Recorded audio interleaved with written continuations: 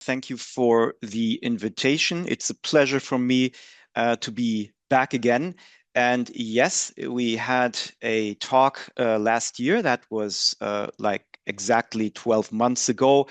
And we talked about a lot about technologies, different technologies from the blockchain, from the AI space, from the fintech ecosystem.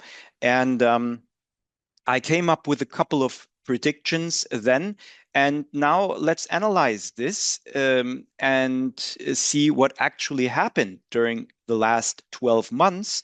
And I would also give some insights or share some insights with you on where the journey is actually going from my point of view, from my personal point of view, according to what I have seen and experienced.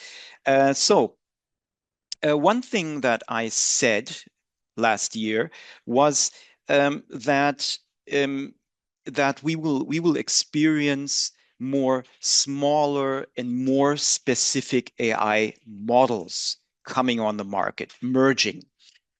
And I think this is one thing which has been more or less over-fulfilled, because by the time we had the interview last year, uh, everybody was talking about ChatGPT. I mean, of course, still every second person probably from the entire population in Europe has been using ChatGPT. Um, but and has of course high expectations regarding this. But we also have experienced during the last 12 months the emergence of other models. Some examples are, for instance, models like BERT, models like Llama, T5, Mistral, Gemini, XAI, or Claude from Anthropic. And of course, each models have their strengths, they have their weaks, they have their special focus. And I think we are right now still in the process of playing around with these models, um, gaining experience, trying to use these to embed these AI models in our daily activities, just like I myself am doing. So, um, but what I said was, I said smaller models. Well, I wouldn't say that these models, these alternative models, here we're talking about large language models, of course, which have that familiar user interface that we know from GPT. And I wouldn't say that these are really smaller models, because these type of models are still trained on very huge amount of data. But what I would say is that these models are characterized through the fact that they are very generic. So they would actually be used for very generic activities. They are good for generic activities, and um, we have to, in order to understand where we are going. I think it would actually at this point make sense uh, to explain a little bit, just on a high level, what type of AI models are we actually currently dealing with? And when talking about these large language models, um, I think it is very useful to have an appropriate taxonomy to distinguish. So this helps. This also helps the audience to understand, to better understand um, what type of models are like these typical large language models that we currently see on the market, and how are they evolving. So what type of models will we be seeing next year or within the next 2 years? So first of all, these large language models, just like GPT, like Claude, like Gemini, um, these, I prefer to call them commodity models. And these models, they are usually trained with audio, they are trained with image, they are trained with public data. Well, this is generally accessible data. And one problem here is, as I mentioned earlier, these type of models, they are very generic. They are not context and time sensitive. And of course, they are trained with public data. How trustworthy are these models? I mean, of course, we all have or are using these generic large language models, and trustworthiness is here, of course, an issue because you never know if you can trust the output of a model. So you have to actually be a kind of expert yourself in order to judge, is this output really, is this really true? We have that phenomenon, which is well known, called these AI hallucinations, that AI models make up something which really sounds real. It really sounds like the truth. But if you dig deeper into this, then you find out, oh, well, this is really not true. And in order to avoid this type of stuff, because this is really not useful in a business context, if you have to have models that you can trust. And therefore, there are the next grade of models, I would call them commodity and complexity models. Well, there are commodity models which are also trained on public data, but the focus is on training these models with more specific data, with more domain relevant data.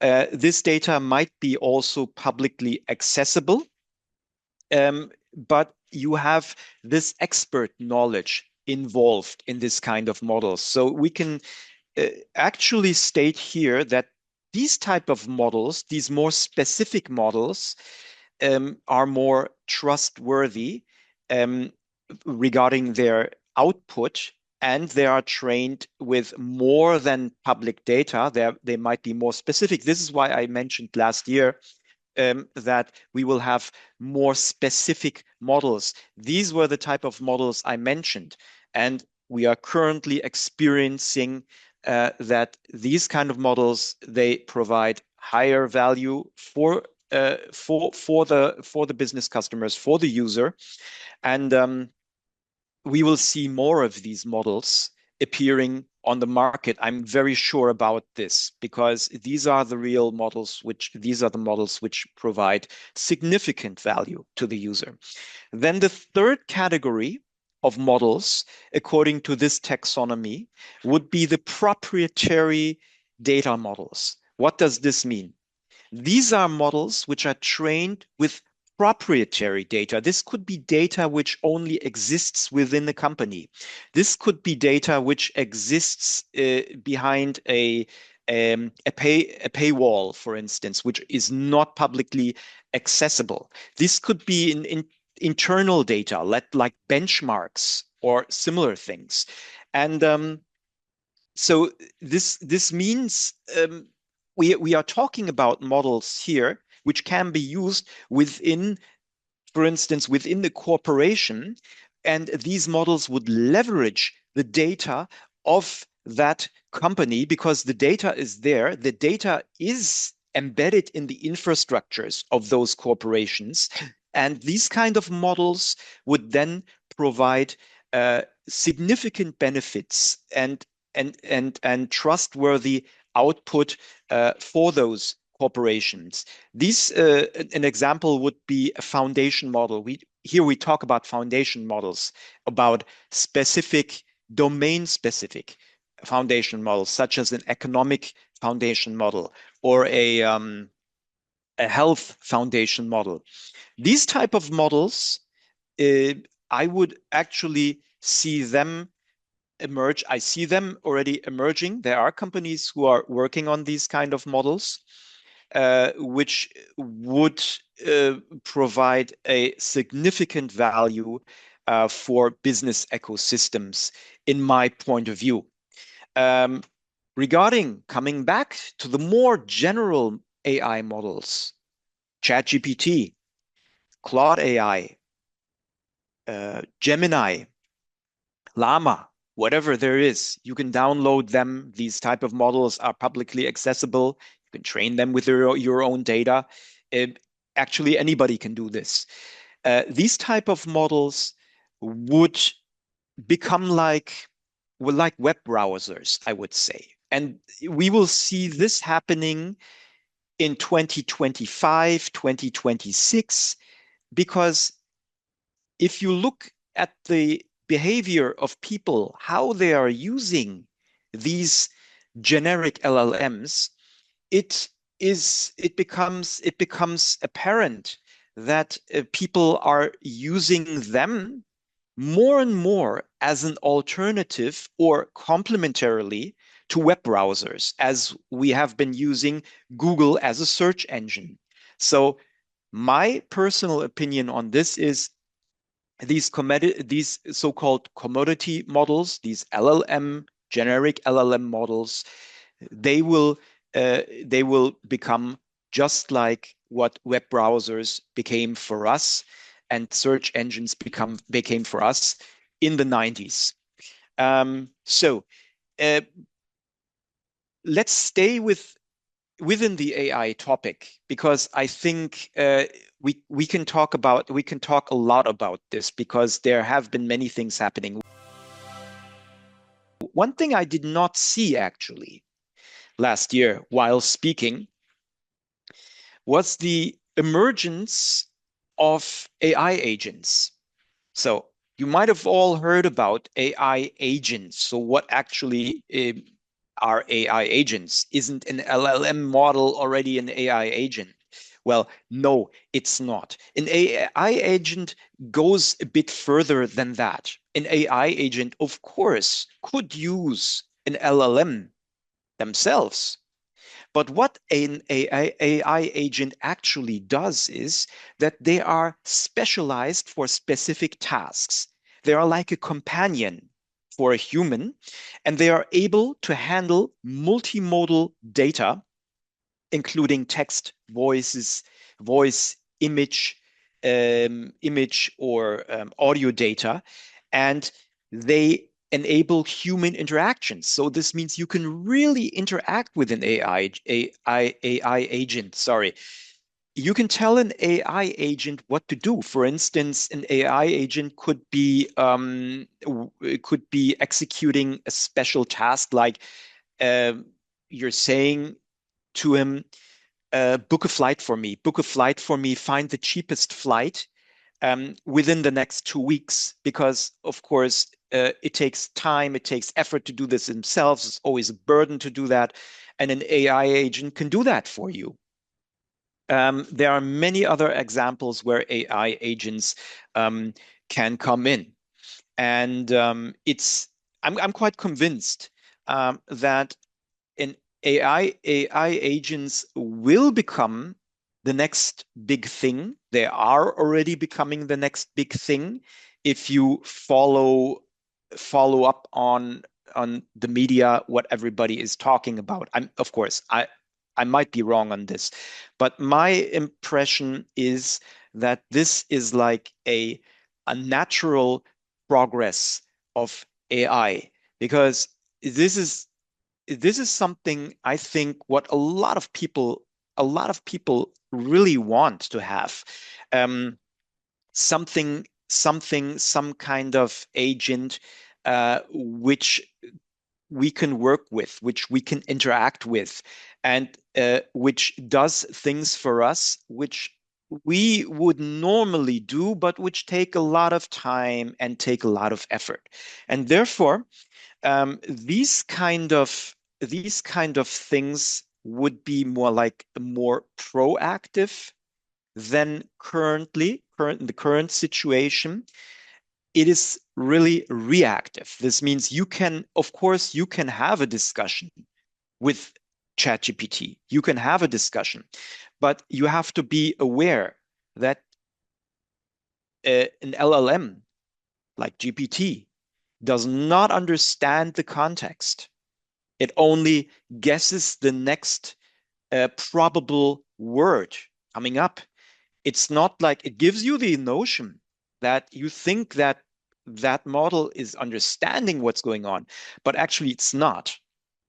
And therefore, um, as I mentioned earlier, LLMs, as we know them today, they are not context nor time sensitive. And this is something which is still about to happen. So this means as soon as the AI models are becoming context and time sensitive, I think we will be on another level by then, because then those models will start analyzing context. They will understand the context. Um, they will they will actually be able to analyze what you're saying, and if there are uncertainties there, just like when you're talking to a human, they might doubt some things, or they might ask you again, say, "Hey, are you sure about this? Didn't you really mean that and not that? What you were just saying?" Um, then it will feel more like a natural conversation. And I think when this happens, then these services provided by these kind of AI models uh, will will be adopted in almost everybody's daily activities. This is actually what I expect. So this might sound right now a bit provocative when I say um, that that within the next 5 years. Okay, this is a prediction not for next year, but I would even say that within the next 5 years, those type of models, AI agents using LLMs, using domain-specific foundation models regarding the taxonomy we just talked about, these type of services or these type of models would be like our best friends within the next 5 years. We can even go as far, I could even go as far as saying they might even become something like a family member you can always consult. So this is what I'm seeing. Of course, it might not turn out that extreme, but if you ask me personally, according to what I've seen so far, according to the developments which are really, really happening so fast right now, um, I would say yes. This is a scenario which is likely to happen within the next 5 years, in my point of view. So uh, let's come back again to the AI agents. When we talked about the AI, because there is a connection between AI agents and blockchain technology, right? Which I want to highlight right now. I think this really makes sense because AI agents will likely be interacting with data which you find on chain. Well, this data could be transaction data. This could be financial transactions which are on chain. This could be business transactions which are on chain within a corporation. And an AI agent, for an AI agent, this is the perfect scenario to interact with this type of data. Because what I'm saying here, or what I'm arguing here, is that I believe that the real revolution is happening within the corporations, within those boring back-end systems and architectures of corporations, which in many, many companies are already outdated. Yeah. And I think when this, and there's a lot of data lying there. And I think when this data is really used and leveraged, and you introduce, and these corporations would adopt blockchain technology here because I think this is a very, very useful thing to do. Then comes the connection between AI. So there is this data, there is all this business transaction data, and you have to analyze it. Of course, a corporation wants to analyze this data. And how can they analyze it? Of course, while using AI. And this is where AI comes in, and AI agents come in. And for AI agents, this is the perfect ecosystem for leveraging this data. For us humans, it's not the perfect ecosystem. Why? Because all those, I mean, we all talk about these very complicated, complex user interfaces in the crypto space, in the blockchain space. And it's very hard. This customer journey is still very cumbersome. It's very hard to onboard users, right?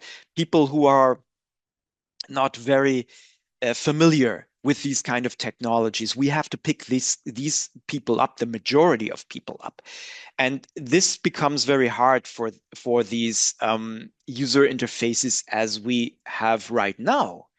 And but for an AI agent, this type of interaction, this type of user interfaces, they are perfect for them. So I think there will be a lot of things happening here in the next 1 to 2 years. Corporations will be recognizing that they have to do something to leverage their corporate data to gain benefits out of this. Because I think the ones who will be able to provide solutions here to analyze this data, this could be financial data, this could be uh, typical corporate data. If you could provide a very, very easy and efficient way to analyze this data with the help of AI or even with the help of AI agents, using blockchain technology as a back-end infrastructure, I think these companies will be the winners here in this. This is, I think, this is my opinion on how this will turn out because everybody is like very much distracted right now, looking at, as I mentioned, looking at those generic LLMs and oh wow, what can we do with this? We don't really know how to use them. Are they really trustworthy?